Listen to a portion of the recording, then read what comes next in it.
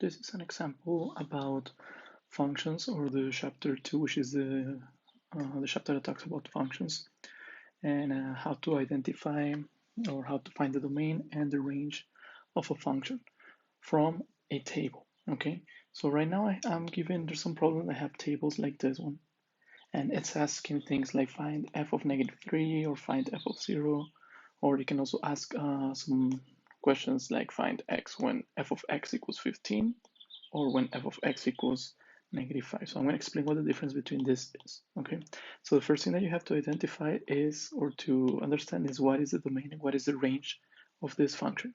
Okay, so the domain is always going to be the x values. So that is the letter that represents the domain. So I want to say my domain are going to be all of these numbers over here. Okay, and then the outcome of the function, or the second set of numbers, is going to be the range. Okay, so if you want to write the domain of this function, what are all the values that form part of the domain? That's -3, all of these values over here, right? -3, -2, 0, 2, and 3. Okay, so that's going to be my domain. And if I want to find the range of this function, then those are all of the last values, right? So what is the range? -5, -1, 7, 15, and 19, right? So top one's my domain and bottom one's my range. Okay, so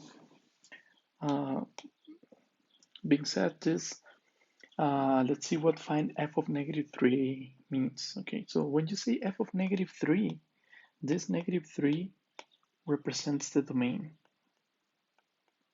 Okay, so you are giving the domain. F of 0 means the domain is 0.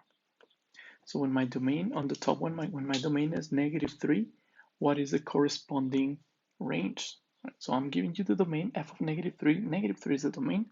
I'm going to try to find what the range is, right? So when the domain is -3, the range is -5. So that is the answer that I'm looking for, right? The range. So this way of writing questions is giving you the domain and it's asking for the range. Okay, I can also write the questions in a different way. I can ask for something different from the same example. Okay, I can say find x when f of x equals 15. So this is worded different than the previous questions, right? Can you see that all over the question, what I am missing is the value for x. There's a number that's not in there, right? So over here on this kind of questions, we are being asked for the domain. So what is the domain? When my range is 15, when the value for the function f of x, when the function is 15. Okay, so two different ways to word very similar problems. One of them is giving you the domain and it's asking for the range, and the other one is giving you the range and it's asking for the domain. Okay, so in this example over here, find x when the range is 15. So I go back to my table, and the only place where the range is 15, it's going to be over here. Right? So when the range is 15, what is my value for the domain?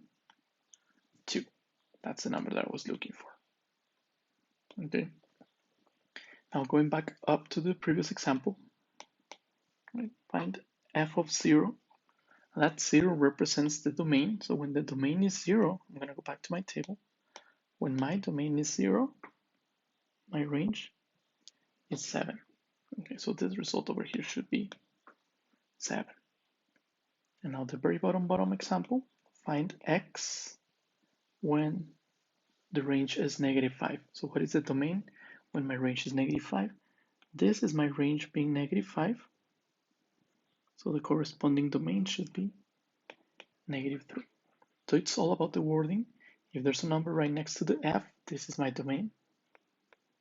If there's an x right next to the f, that's still the domain, right? So it means we're given the range. So this is the range. They give us the range. They're looking for the domain.